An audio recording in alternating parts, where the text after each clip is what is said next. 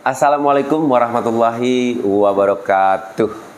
Salam sejahtera teman-teman semuanya. Salam Om Swastiastu, Namo Buddhaya, salam kebajikan. Teman-teman semuanya, selamat bertemu kembali dengan saya. Saya ucapkan terima kasih kepada teman-teman semuanya yang selalu mensupport channel saya, sehingga saya dapat bersemangat lagi untuk bisa memberikan informasi, dan mudah-mudahan apa yang saya sampaikan juga dapat bermanfaat untuk teman-teman semuanya. Karena saya juga yakin apapun yang dilakukan oleh teman-teman semuanya dalam mengawal kasus Subang ini, saya yakin sangat besar sekali manfaatnya.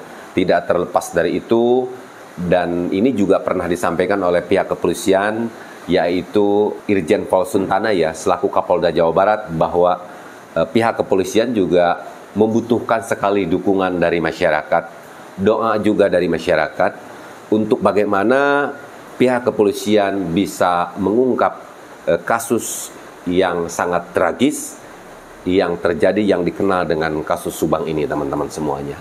Dari apa yang disampaikan oleh Pak Kapolda Jawa Barat waktu itu juga ditekankan bahwa pihak kepolisian masih terus sampai saat ini berjuang untuk bagaimana bisa mengungkap kasus yang terjadi di Subang ini.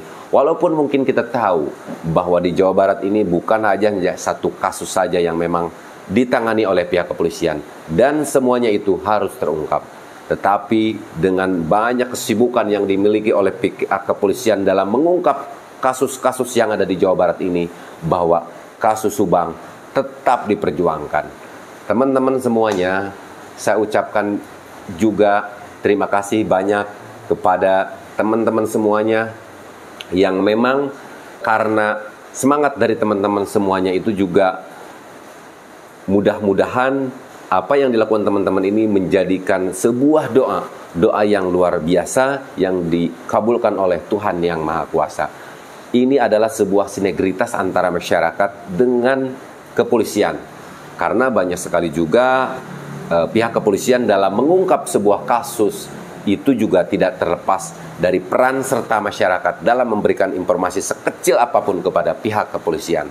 Itulah yang disampaikan oleh pihak kepolisian, dan kita support terus. Bravo, Polri, mudah-mudahan diberikan kemudahan, diberikan petunjuk dalam mengungkap kasus Subang. Teman-teman semuanya, dalam kesempatan ini saya akan mencoba untuk bagaimana bisa menyampaikan kepada teman-teman, karena ada di beberapa kolom komentar, yaitu tentang misteri anjing pelacak. Nah, teman-teman semuanya, tentang misteri anjing pelacak di sini banyak sekali, dan mungkin saya juga kalau yang namanya pro dan kontra itu merupakan sesuatu hal yang biasa ya teman-teman semuanya. Saya ucapkan terima kasih kepada teman-teman semuanya yang sudah berkomentar dan memberikan pendapat seperti apapun, tidak masalah. Tidak terlepas komentar itu sangat manis, tidak terlepas komentar itu sangat pedas, karena memang dalam pemberitaan atau kasus yang terjadi di Subang ini, kalau pemberitaan terkait dengan kasus ini itu memang sangat enak-enak pedas teman-teman semuanya. Jadi sekali lagi saya tidak pernah menutup kolom komentar, malah saya sangat mengharapkan sekali komentar teman-teman. Mudah-mudahan komentar teman-teman itu dapat memberikan masukan kepada saya, sehingga saya dapat lebih berusaha lagi untuk dapat memperbaiki, sehingga dapat memberikan sebuah informasi yang mudah diterima oleh teman-teman semuanya.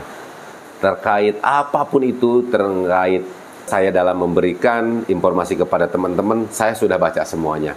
Dan saya ucapkan terima kasih, karena komentar teman-teman semuanya itu dapat sedikitnya untuk saya tahu bagaimana saya harus merubah hal-hal yang kurang baik tentunya.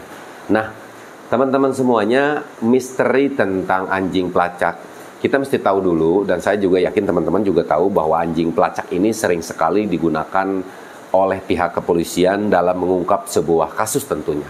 Dan kita juga tahu bahwa anjing pelacak ini memiliki, atau pihak kepolisian juga mengandalkan penciuman yang dimiliki oleh hewan atau yang kita sebut saja anjing pelacak ini.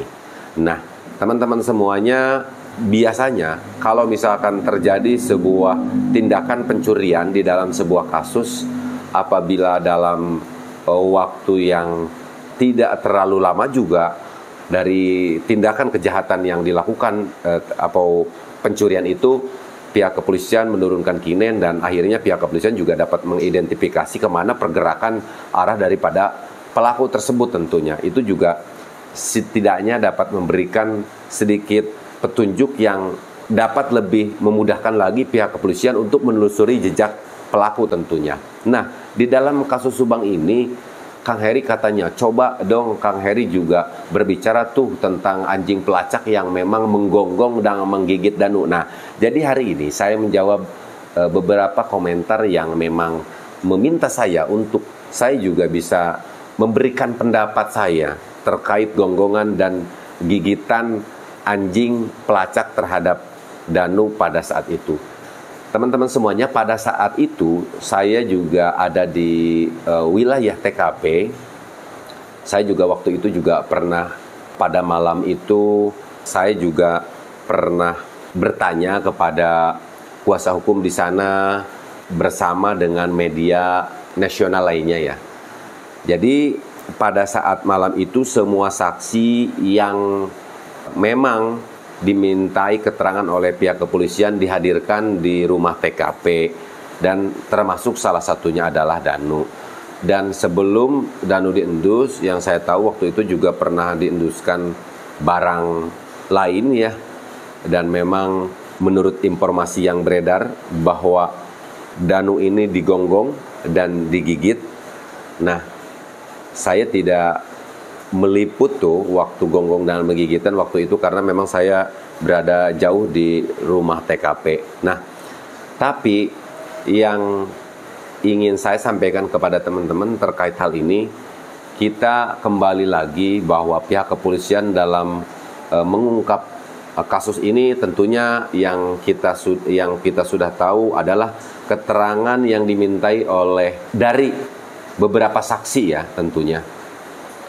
Dari beberapa saksi, setelah itu keterangan dari para ahli, petunjuk, surat, dan keterangan daripada terdakwa itu sendiri. Dalam kasus Subang belum ada terdakwa. Nah, teman-teman semuanya, kenapa saya tidak berbicara dari dulu terkait hal ini? Bukan karena persoalan saya yang memang sering juga mengantar Danu ya untuk mendampingi pergi ke Polres waktu itu maupun ke Polda Jawa Barat ya, yang tentunya Danu juga waktu itu sudah didampingi sama kuasa hukumnya dari ATS Law Firm. Nah, tetapi pada waktu sekarang ini saya akan menyampaikan kepada teman-teman sedikit, kita berdiskusi saja dengan teman-teman ya. Kalau salah ya saya juga bersedia untuk dikritik sama teman-teman ya, dan saya juga kritik apapun sesuai dengan apa yang saya sampaikan tadi. Saya tidak mempersoalkan karena memang pro dan kontra pendapat berbeda-beda itu merupakan sesuatu yang wajar karena memang kita juga Indonesia ini terdiri dari berbagai macam suku bangsa ya, tetapi perbedaan ini tidak menjadikan kendala bagi kita untuk bagaimana kita bisa selalu bersinergi untuk bisa saling melengkapi. Nah, teman-teman, jadi Danu itu digonggong dan digigit. Saya rasa pihak kepolisian sekarang ini sudah punya jawabannya. Kenapa? Karena pihak kepolisian juga dengan profesionalisme yang dimilikinya dan juga pengalaman di dalam menggunakan kinen ini tentunya sudah tahu ya seperti apa hasilnya dan apa dan bagaimana terkait gonggongan maupun digigit tersebut ya tentunya. Saya tidak memastikan digigit atau digonggongnya sekali lagi karena saya tidak bikin videonya waktu itu karena memang sekali lagi saya jauh dari TKP ya. Tetapi saya yakin pihak kepolisian sudah tahu hal ini. Nah, akan tetapi teman-teman semuanya, pihak kepolisian sampai sekarang ini belum mengungkap. Itu artinya bahwa tidak cukup saja untuk menentukan seseorang menjadi tersangka itu hanya dengan gonggongan dan gigitan. Nah, kita berpikir logikanya seperti itu. Lalu kita kaitkan dengan sebuah peraturan, yaitu KUHP pasal 184, bahwa keterangan saksi, keterangan para ahli, petunjuk, surat, itu semuanya juga harus ada sinkronisasi teman-teman semuanya. Harus ada kesesuaian. Jadi misalkan saya begini, dalam sebuah tindakan kejahatan, ada seorang yang memberikan kesaksian kepada pihak kepolisian bahwa si A misalkan pencuri. Nah, yang pertama, pihak kepolisian juga harus bisa membuktikan betul tidak si ini memberikan kesaksiannya. Tentunya pihak kepolisian juga melakukan cara-cara yang lain ya untuk membenarkan saksi yang memberikan keterangan. Karena tidak nutup kemungkinan, mungkin saja saksi yang memberikan keterangan ini bohong atau fitnah. Makanya pihak kepolisian pasti melakukan upaya untuk meng-cross check atau menanyakan kepada saksi-saksi lain terkait keterangan yang diberikan oleh saksi A misalkan dalam sebuah kasus pencurian misalkan ya teman-teman semuanya. Nah, jadi kalau misal atau mungkin data pembanding lain adanya CCTV misalkan. Ini kan sudah ada kesesuaian gitu kan kalau seperti itu. Nah, kita kembali lagi kepada gonggongan anjing dan gigitan itu, kalau misalkan iya di TKP waktu itu, pihak kepolisian juga tidak akan langsung menganggap bahwa ini adalah pelakunya. Tidak seperti itu. Kenapa? Karena kembali kepada tadi, peraturan saja menjelaskan, ini peraturan loh. Ini adalah peraturan yang menjelaskan tentang keterangan saksi, keterangan para ahli, petunjuk surat. Jadi harus ada kesesuaian. Harus ada kesesuaian di antara hal-hal ini gitu loh, teman-teman semuanya. Jadi itulah terkait persoalan anjing menggonggong atau menggigit Danu pada saat itu. Dan ini juga saya juga akan berusaha objektif. Misalkan pada beberapa hari kemarin kita juga melihat tayangan CCTV yang beredar yang memang itu juga ditangkap seorang saksi juga di dalam kasus Subang ini dan bisa dikatakan sebagai keluarga juga. Tetapi tangkapan CCTV ini tidak bisa dijadikan dasar untuk pihak kepolisian bisa menetapkan langsung dari data CCTV ditangkap tentang mobile. Karena di konten sebelumnya saya jelaskan bahwa beda ya tangkapan di jalan atau di dalam TKP. Kalau tangkapan di TKP berarti CCTV saja dapat memberikan petunjuk untuk bagaimana kasus. Kalau seandainya di rumah TKP Subang ini ada CCTV, bisa dijadikan dasar untuk bagaimana bisa mengungkap sebuah kasus. Bisa ada dilihat dari data recording CCTV tersebut. Nah, tetapi pada pokok sekarang ini saya tidak membahas tentang CCTV-nya teman-teman. Ini hanya sebuah ilustrasi bahwa keterangan yang diberikan oleh saksi juga biasanya kan juga disinkronkan dengan saksi yang lain atau bisa disebutkan di konfrontir ya. Nah, begitu juga dengan gonggongan anjing maupun gigitan juga tidak bisa dengan kejadian itu juga pihak kepolisian langsung menetapkan bahwa si ini harus tetap ada kesesuaian dengan hal-hal yang lain. Nah, teman-teman, itulah yang ingin saya sampaikan kepada teman-teman semuanya terkait misteri anjing pelacak yang berada di dalam kasus Subang ini. Mudah-mudahan informasi yang saya berikan kepada teman-teman semuanya mengenai apa yang sampaikan ini ada manfaatnya untuk teman-teman semuanya dan bisa menjawab juga keraguan teman-teman semuanya. Kenapa sih itu kan Danu digonggong, itu kan Danu digigit.